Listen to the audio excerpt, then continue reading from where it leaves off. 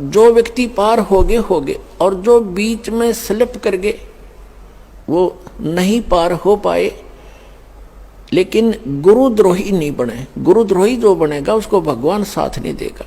वैसे तो गुरु से विमुख होगे तो भी हानि घनी होगी, और गुरुद्रोही को तो परमात्मा कहते हैं असंग जन्म तक फिर मनुष्य जीवन ही नहीं मिलेगा।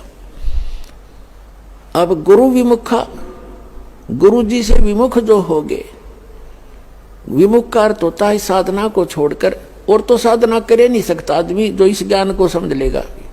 वो भक्ति यहां से चलेगा, भक्ति नहीं कर सकता, और अब बकवादों में लग जा दूसरी बात।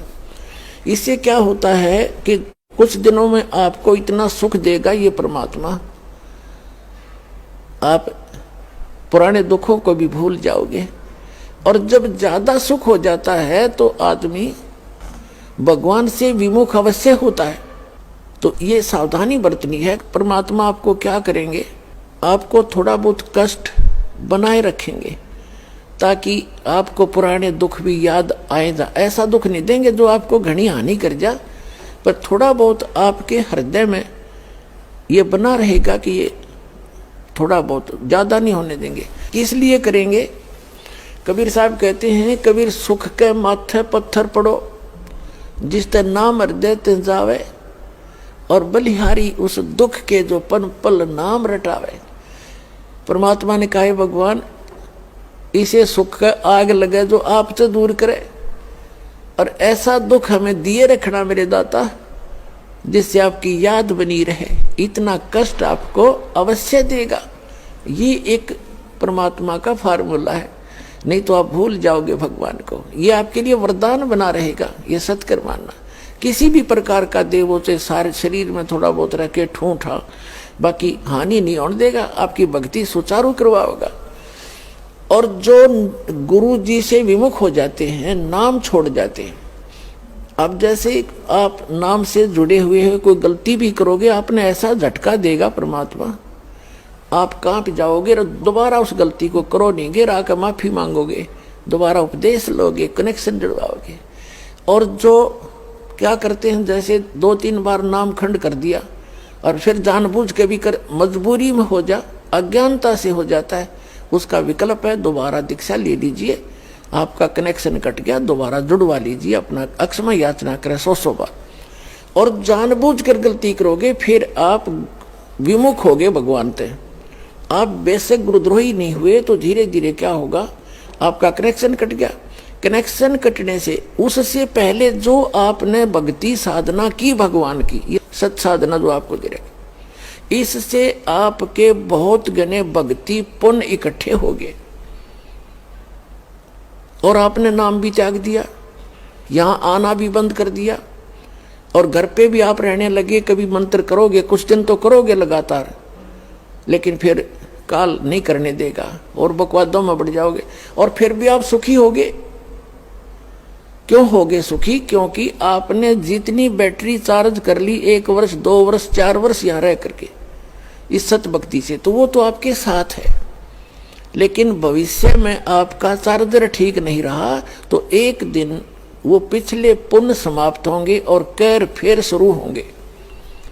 अब जैसे कई भक्त अब तो खैर नहीं जाएंगे, अब तो ज्ञान हो गया, बुद्धिमान हो गए। शुरू में हमारे साथ बड़ी समस्याएं रही। कोई शुरू में आए, उनको इतना सुख दिया, 1-2 वर्ष रहे, फिर छोड़ छाट गए। कोई लोक लाज में आके, कोई वैसे बकवादों में। तो वो क्या कहा करते कि हमने नाम भी छोड़ दिया, हम तो फिर भी सुखी हैं, क्या रखा है उसमें। अब उनकी ऐसी बिरान मट्टी हो रही है, दुर्गति, अब दोबारा आने लग रहे हैं, वह पूंजी खत्म होगी। तो कहने का भाव ये है कि जैसे वो ये कहते हैं कि हमें कोई दुख नहीं अब, और तुम भक्ति कर रहे हो तो भी क्यों आप महसूस करोगे कि इसने नाम भी छोड़ दिया, और यूं कह मुझे कोई दुख नहीं, सारे ठाठ से दिखे इसके। और आप फिर भी ये कहते हो कि मुझे थोड़ी बहुत कोई शरीर में गड़बड़ सी है या कोई और छोटी मोटी लॉस, और वो छोटा मोटा जो लॉस होगा पुण्यात्मा हो, लाखों का हजारों में टालेगा भगवान आपका, आपने वो भी गणा दिखेगा फिर बिना ज्ञान के। तो उसके लिए एक प्रमाण है, जैसे कोई बच्चा विद्यालय में पढ़ रहा है और वो ठीक से पढ़ाई करके नहीं आता है तो अध्यापक उसको खुरकाता है, धमकाता है, एक आधा थप्पड़ भी लगा देता है, और उसको उसके भविष्य को उज्जवल बनाने के लिए, उसको ठीक लाइन पर रखने के लिए। और एक बच्चा विद्यालय त्याग गया और वो सारा दिन गधा पर बारी लेता फिर, घूमता फिर, गधों की सवारी कर रहा है, कभी वृक्षों पर चढ़ रहा है, बनी में घूम रहा है। वो बच्चा क्या कहता है कि अब मुझे अध्यापक कुछ नहीं कहता, देखो मैं ठाठ से अपना मनमर्जी कर रहा हूँ। तो वो उस टीचर के क्राइटेरिया से बाहर हो गया, वो उसका नाम कट गया, वो अपने कर्म फोड़ रहा है। और जो बच्चा विद्यालय में पढ़ रहा है वो उसको इसलिए खुरकाया धमकाया जाता है कि उसका भविष्य बन जाए और वो सफल होगा। वो फिर आगे चल के जो नाम त्याग गया, नाम जिसका कट गया यानी विद्यालय से, आगे चल के वो मजदूरी करेगा और वो एक अच्छा अफसर बन के या कोई अच्छा बिजनेसमैन बन करके सुख पाएगा। तो इस प्रकार जो परमात्मा के ट्रीटमेंट में है, आप स्टूडेंट रहोगे जब तक परमात्मा के, आपको गलती करोगे झटके भी देगा, छोटा मोटा आपको खुरकावा धमकावेगा किसी भी कारण से, आपको सुचारू रखने के लिए। और जो चले गए नाम कटवा के, उनको आगे पता लगेगा वो किसी बैरिस्टर बनेंगे। अब जैसे ये दास जूनियर इंजीनियर सिविल की सर्विस किया करता था हरियाणा गवर्नमेंट में। उस समय हमारा भी एक नहर का काम चल रहा था, एक रोड का काम चल रहा था साथ साथ। तो वहाँ जो रोड के ऊपर मिट्टी डाल रहा था और वहीं एक एक्सीडेंट आ गया उस B&R का, और आप वहाँ देख कर सारा उनके काम को चेक करके चला गया। उसके जाने के बाद वो व्यक्ति जो वहाँ मजदूरी कर रहा था वो कह रहा है कि ये मेरा सहपाठी था एक्सीडेंट, ये मेरा क्लास फेलो था 8वीं तक, मैं पढ़ा नहीं, ये इंजीनियरिंग कर गया। आज देखो मैंने अपने कर्म फोड़ दिए, मेरे बच्चे तो यहाँ मिट्टी में लेटे हुए हैं वृक्ष के नीचे और ये आज गाड़ी में घूम रहा है। अब परमात्मा कहते हैं जो भगवान से दूर हो गए और इस परमात्मा के विद्यालय में नहीं रहे, वो बाद में न्यो रोया करेंगे जैसे वो रो रहा था। तो कबीर साहब कहते हैं अच्छे दिन पाछे गए और गुरु से किया ना हेत, अब पछतावा क्या करे, बिरा चिड़िया चुगी खेत। तो पुणात्मा इसलिए अपने सतर्क रहना है, सावधानी बरतनी है। अब जो परमात्मा से ये तो विमुख हो गया, जैसे किसी ने सारनाम भी प्राप्त कर लिया, सतनाम तक प्राप्त कर लिया, क्या होगा? और वो विमुख हो गया। एक तो गुरुद्रोही होता है, एक गुरु से विमुख हो जाना। तो परमात्मा कहते हैं, गरीबदास जी ने कहा कि गुरुद्रोही की पैड़ पे जय पगावे वीर और 84 निश्चय पड़े सतगुरु कहे कबीर। जो गुरुद्रोही हो गए उसकी पैड़ पे पैड़ यानी उसके कदम, उसके पैर के चिन्ह पर अगर आपका कदम रखा गया, कहते हैं तो भी 84 लाख योनियों में जाओगे। वो गुरुद्रोही जो हो जाता है।